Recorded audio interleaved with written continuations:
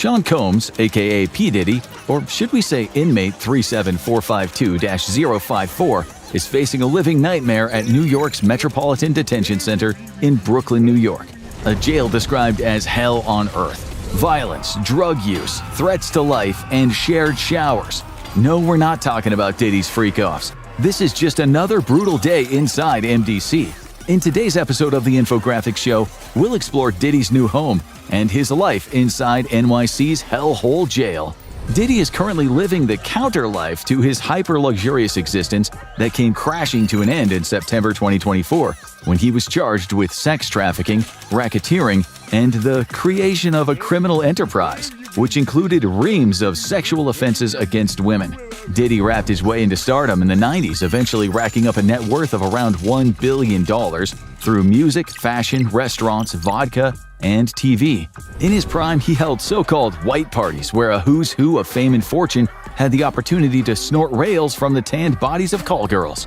These X-rated shindigs had an adult-only element where guests could indulge their most lurid fantasies. These were marathon orgies where the escorts servicing the VIPs would have to use intravenous drips to recover from days of non-stop sex and rampant drug use.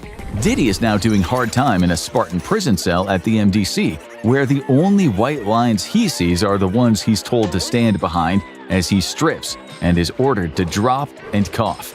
As the most high-profile prisoner in the USA, everything he does is strictly monitored. His every move is recorded. He can't scratch his nose without someone watching. And you can be sure he won't end up sharing a cell with a muscular thug with hands big enough to screw off human heads.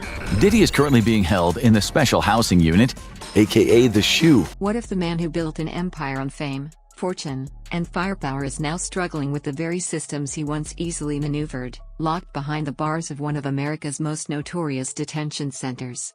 Whispers begin to spread. Could this be the fall of Sean Diddy Combs, or is something much darker being uncovered? Sean Diddy Combs is no stranger to the spotlight. For decades, he's commanded stages, built billion-dollar brands, and partied alongside the world's elite. The man who gave us timeless hits like I'll Be Missing You and Bad Boy for Life cultivated an image of untouchable opulence.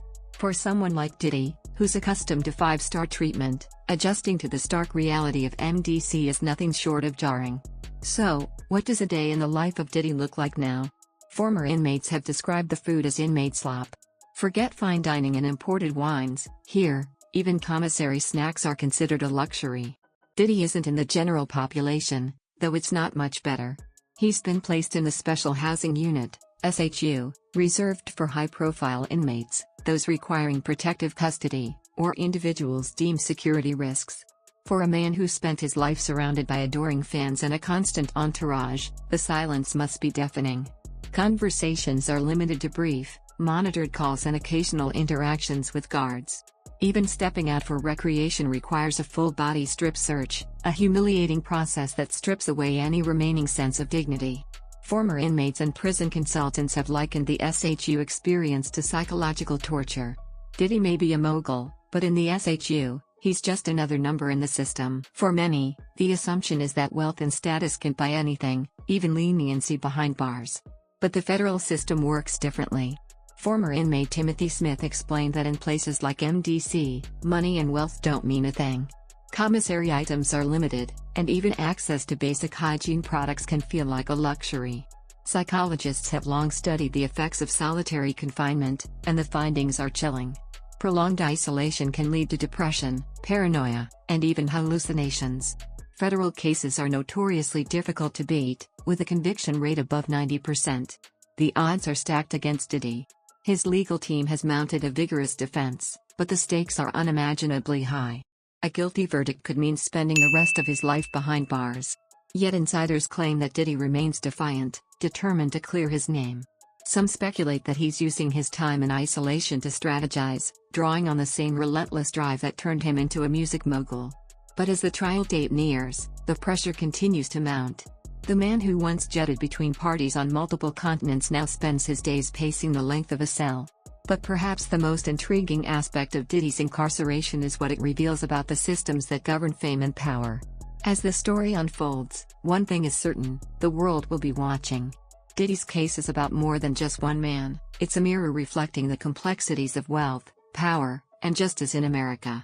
His journey from the heights of success to the depths of despair is a narrative that forces us to confront uncomfortable truths about our society. What do you think about the claims made about Diddy's life behind bars? Is it really as bad as they say, or are the facts being twisted to fit a narrative? Drop your thoughts in the comments, and don't forget to like, subscribe, and hit that notification bell. We're just getting started.